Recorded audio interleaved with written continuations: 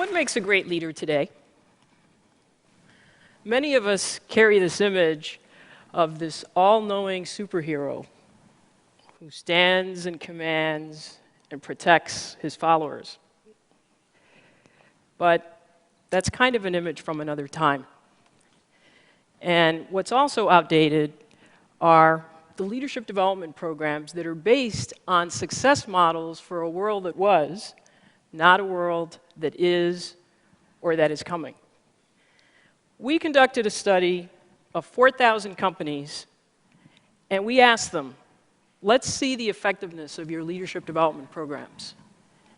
58% of the companies cited significant talent gaps for critical leadership roles. That means that despite corporate training programs, off-sites, assessments, coaching, all of these things, more than half of the companies had failed to grow enough great leaders. You may be asking yourself, is my company helping me to prepare to be a great 21st century leader? The odds are probably not. Now, I've spent 25 years of my professional life observing what makes great leaders. I've worked inside Fortune 500 companies, I've advised over 200 CEOs, and I've cultivated more leadership pipelines than you can imagine. But a few years ago, I noticed a disturbing trend in leadership preparation. I noticed that despite all the efforts, there were familiar stories that kept resurfacing about individuals. One story was about Chris, a high-potential superstar leader who moves to a new unit and fails, destroying unrecoverable value. And then there were stories like Sydney, the CEO, who's so frustrated because her company is cited as best company for leaders, but only one of the top 50 leaders is equipped to lead their crucial initiatives. And then there were stories like the senior leadership team of a once thriving business that, surprised by a market shift, finds itself having to force the company to reduce its size in half or go out of business. Now, these recurring stories cause me to ask two questions. Why are the leadership gaps widening when there's so much more investment in leadership development?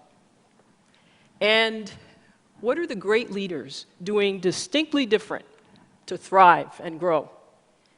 One of the things that I did is I was so consumed by these questions and also frustrated by those stories that I left my job so that I could study this full time.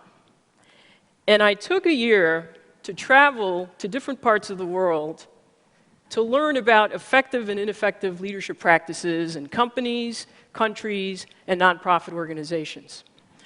And so I did things like travel to South Africa, where I had an opportunity to understand how Nelson Mandela was ahead of his time in anticipating and navigating his political, social, and economic context.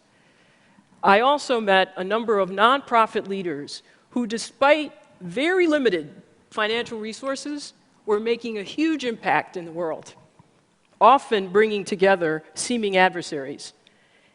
And I spent countless hours in presidential libraries trying to understand how the environment had shaped the leaders, the moves that they made, and then the impact of those moves beyond their tenure. And then when I returned to work full-time in this role, I joined with wonderful colleagues who were also interested in these questions. Now, from all this, I distilled the characteristics of leaders who are thriving and what they do differently, and then I also distilled the preparation practices that enable people to grow to their potential. I want to share some of this with you now. In a 21st century world, which is more global, digitally enabled and transparent, with faster speeds of information flow and innovation, and where nothing big gets done without some kind of a complex matrix, relying on traditional development practices will stunt your growth as a leader. In fact, Traditional assessments like narrow 360 surveys or outdated performance criteria will give you false positives, lulling you into thinking that you are more prepared than you really are. Leadership in the 21st century is defined and evidenced by 3 questions. Where are you looking to anticipate the next change to your business model or your life? The answer to this question is on your calendar. Who are you spending time with? On what topics? Where are you traveling? What are you reading? And then how are you distilling this into understanding potential discontinuities? And then making a decision to do something right now so that you're prepared and ready. There's a leadership team that does a practice where they bring together each member collecting, here are trends that impact me, here are trends that impact another team member, and they share these and then make decisions to course correct a strategy or to anticipate a new move. Great leaders are not head down, they see around corners, shaping their future, not just reacting to it. The second question is, what is the diversity measure of your personal and professional stakeholder network? You know, we hear often about good old boy networks, and you know, they're certainly alive and well in many institutions. But to some extent, we all have a network of people that we're comfortable with. So this question is about your capacity to develop relationships with people that are very different than you. And those differences can be biological, physical, functional, political, cultural, socioeconomic. And yet, despite all these differences, they connect with you and they trust you enough to cooperate with you in achieving a shared goal.